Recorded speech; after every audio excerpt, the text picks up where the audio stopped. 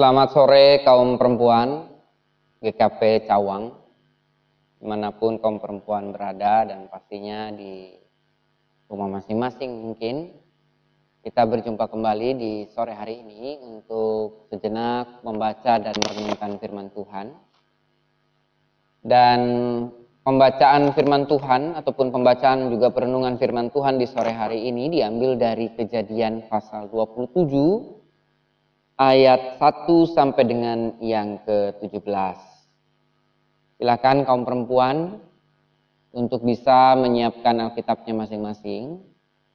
Kita membuka kitab Kejadian pasal 27 ayat 1 sampai dengan ke-17.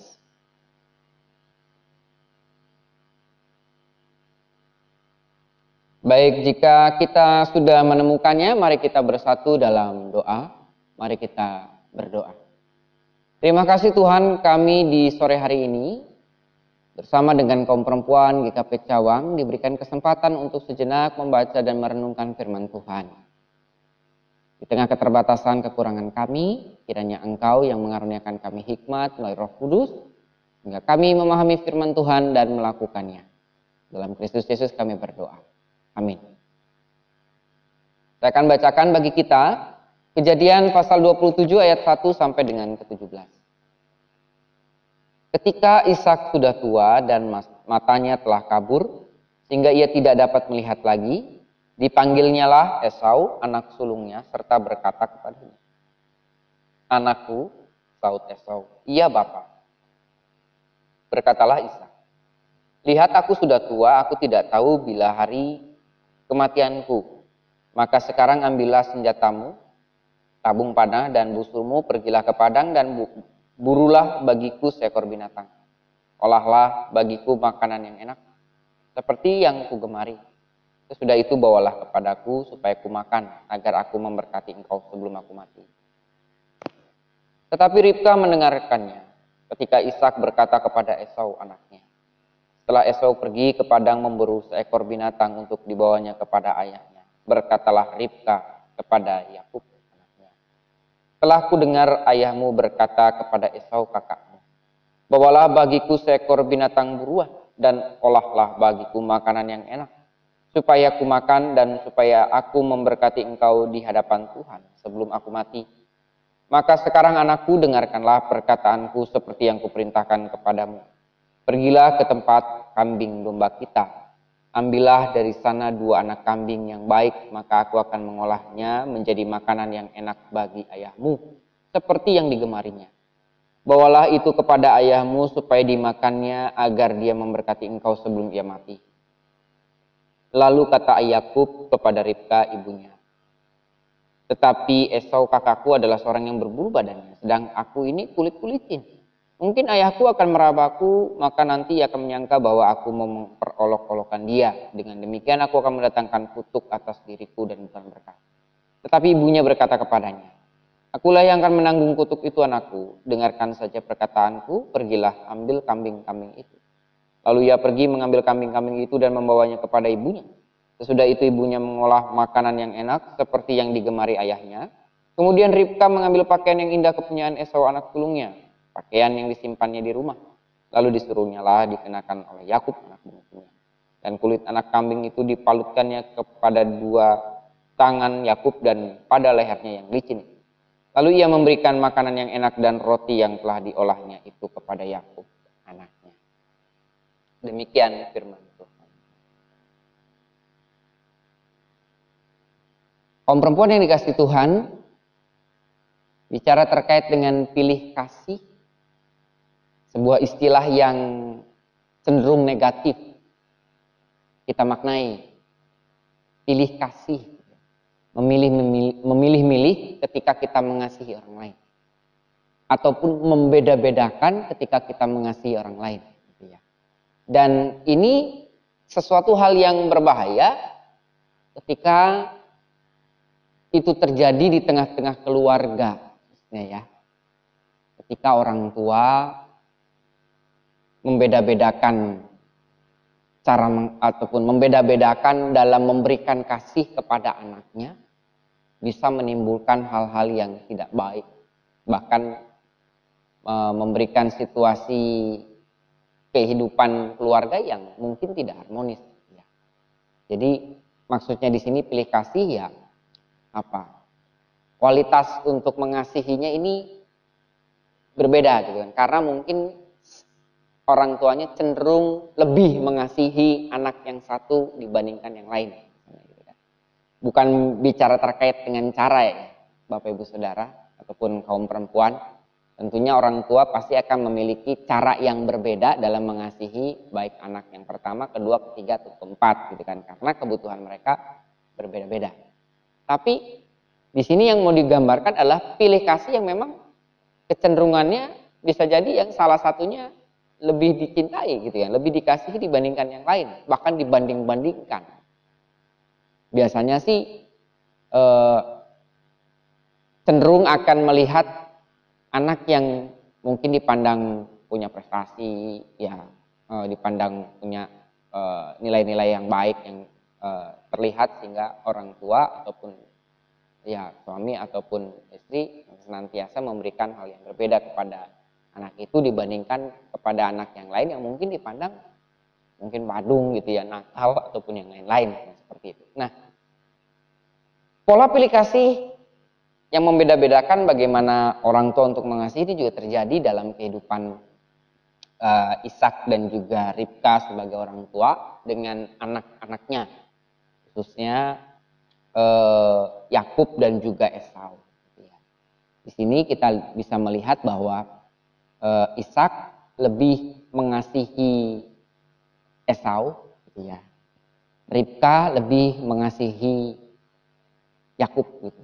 Dan ini berimbas terkait dengan juga hak kesulungan yang akan diberikan oleh Ishak sebelum Ishak mati. Gitu ya. Dan membeda-bedakan kasih ini berujung juga pada tindakan yang memiliki intrik dan juga ide-ide yang justru berakibat menyakiti satu dengan yang lain gitu ya.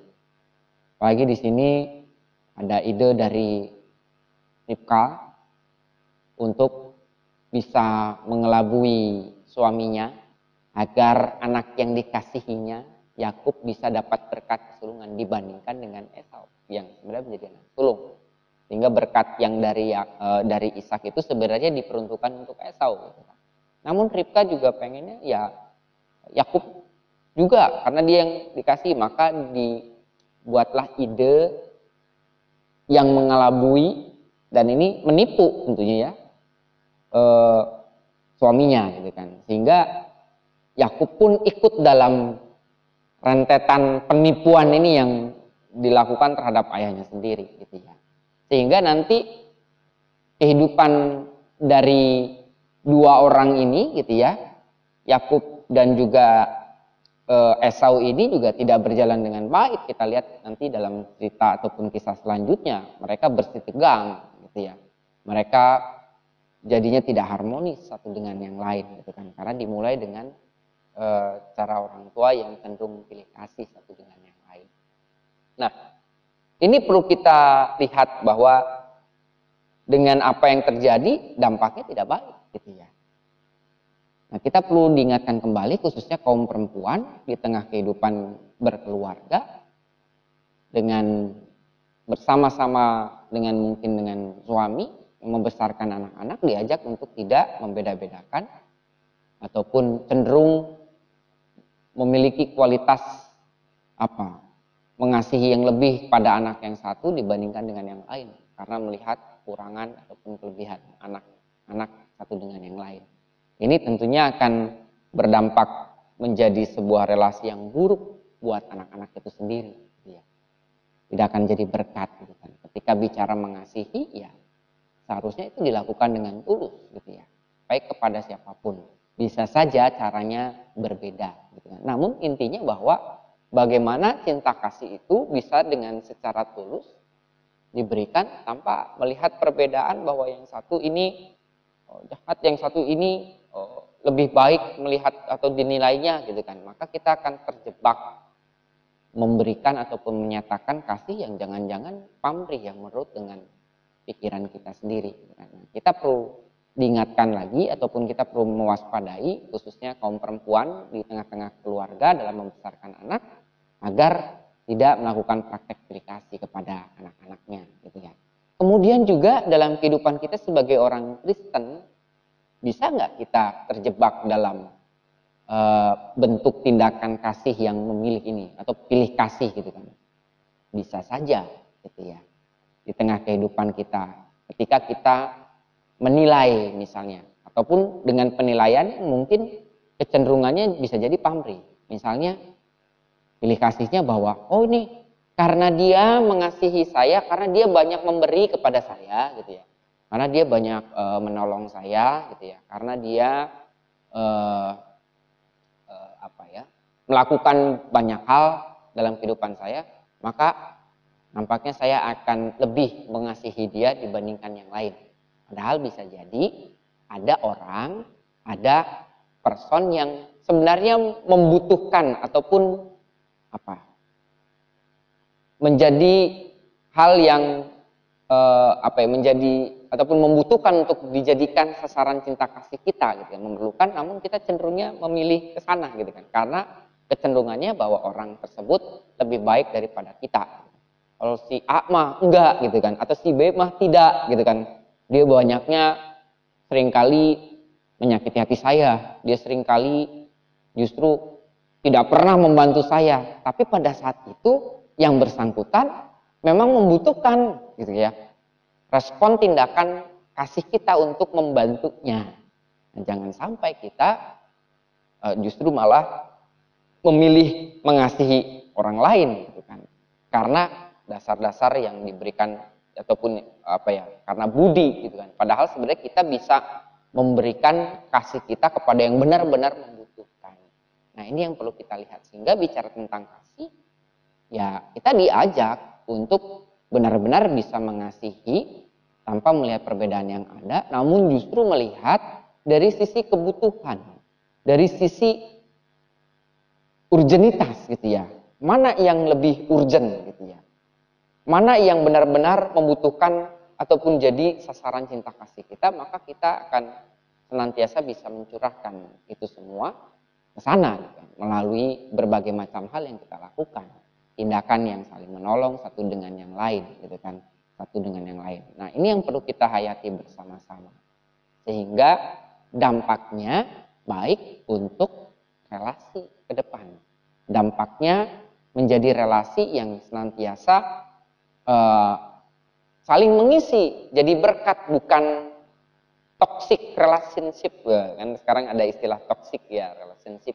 Maksudnya hubungan yang justru jadinya racun gitu ya, hubungan yang justru malah tidak baik karena kecenderungan itu. Namun kita diajak untuk sama-sama ketika Tuhan sudah mengasihi kita sedemikian rupa, maka kita diajak untuk benar-benar mempraktekkan cinta kasih kita pun kepada orang-orang yang memang benar-benar membutuhkan. Bayangkan kaum perempuan yang dikasih Tuhan, kalau Tuhan itu cenderung pilih kasih gitu ya. Mungkin kita orang yang berdosa yang tidak akan bisa menjadi sasaran cinta kasihnya ya. Tuhan pastinya bisa jadi kalau pilih kasih dia akan memilih orang-orang yang cenderung mengasihi dia gitu ya. Tapi kita perlu menyadari diri gitu ya. Dengan kelemahan, kekurangan kita yang cenderung melakukan perbuatan dosa gitu kan. Namun justru Allah tidak melihat itu. Dia tetap memberikan cinta kasihnya kepada kita agar kita mengalami cinta kasih dan juga bisa melakukan dan mewujud nyatakan cinta kasih itu kepada sesama. Sehingga orang lain pun bisa merasakan kasih Allah melalui tindakan yang kita lakukan. orang lain bisa mengalami sebuah relasi yang baik dengan kita bisa menyatakan cinta kasih kita terhadap sesama, yang tentunya bisa menjadi ataupun sarana untuk kita sama-sama menumbuhkan relasi yang baik terhadap yang lain. Mari di sini kaum perempuan punya peran untuk menyatakan itu, bahkan di tengah-tengah kondisi yang sulit pada saat ini kita bisa melakukannya karena Tuhan sudah mengasihi kita terlebih dahulu. Selamat untuk mengasihi, selamat untuk mewujudkan tindakan kasih terhadap semua orang, khususnya melalui keluarga kita. Tuhan Yesus memberkati kita semua. Amin. Baik, kaum perempuan yang dikasihi Tuhan, kita bersatu diri dalam doa. Mari kita berdoa. Terima kasih Tuhan, kami telah mendengarkan firman Tuhan, agar kami benar-benar bisa memperlakukan kasih dengan baik, tanpa kami mengharapkan pamrih, bahkan menjadikan tindakan kasih kami sebagai balas budi kepada orang lain. Padahal sebenarnya ada banyak hal, banyak orang yang senantiasa juga memerlukan tindakan kasih kami senantiasa bisa menjadi berkat. Kiranya kami diingatkan untuk tidak membeda-bedakan, pilih kasih khususnya dimulai dari keluarga kami, anak-anak kami, dan di tengah-tengah kehidupan kami. Hingga cinta kasih Tuhan nyata dan dirasakan, bahkan mengubahkan. Berkati kaum perempuan di GKP Cawang beserta dengan keluarganya masing-masing, Tuhan yang senantiasa memelihara, memberikan kekuatan dan melingkupi. Hingga pergumulan tantangan yang dihadapi tetap dihadapi dengan penuh cinta kasih. Dengan mengedepankan nilai-nilai kasih yang Tuhan Yesus berikan, yang Tuhan Yesus telah nyatakan bagi kami semua. Sehingga kaum perempuan di GKP Cawang menjadi berkat bagi banyak orang. Kami berdoa untuk kondisi pada saat ini, di mana kami diliputi kekhawatiran, ketakutan, dan berbagai macam hal, namun karena masa pandemi COVID-19 yang belum juga berakhir, Tuhan kiranya memberikan kekuatan dan hikmat bagi kami, agar kami pun bisa tetap menjadi berkat, bisa tetap untuk menjadi perpanjangan tangan Tuhan, menyatakan cinta kasih, pengharapan kepada sesama. Sambil kami melakukan yang terbaik dalam melakukan upaya pencegahan penyebaran virus corona. Berkati pemerintah, berkati tokoh-tokoh, kiranya segala sesuatunya kami bisa lakukan bersama-sama untuk saling membahu untuk memulihkan kondisi bangsa dan negara kami. Ada banyak hal yang ingin kami sampaikan dalam syafaat kami, namun sungguh kami meyakini Engkau mengetahuinya. Kami menyerahkan seluruh doa ini hanya di dalam nama Tuhan kami Yesus Kristus, dan kami akan bersama-sama berdoa turut dengan doa yang Tuhan Yesus ajarkan kepada kami. Bapa kami yang di surga, dikuduskanlah namamu, datanglah kerajaanmu, jadilah kehendak-mu di bumi seperti di surga. Berikanlah kami pada hari ini makanan kami yang secukupnya, dan ampunilah kami akan kesalahan kami, seperti kami juga mengampuni orang yang bersalah kepada kami. Dan jangan membawa kami ke dalam pencobaan, tetapi lepaskan kami dari yang jahat, karena Engkau yang punya kerajaan dan kuasa kemuliaan sampai selama-lamanya. Amin. Kaum perempuan yang dikasihi Tuhan, kita akan mengakhiri pertemuan kita di sore hari ini. Mari kita sama-sama memohonkan berkat Tuhan. Ini terimalah berkatnya. Kasih karunia dan damai sejahtera dari Allah Bapa, Anak, dan Roh Kudus menyertai kaum perempuan dari hari ini sampai selama-lamanya. Amin. Tuhan Yesus memberkati.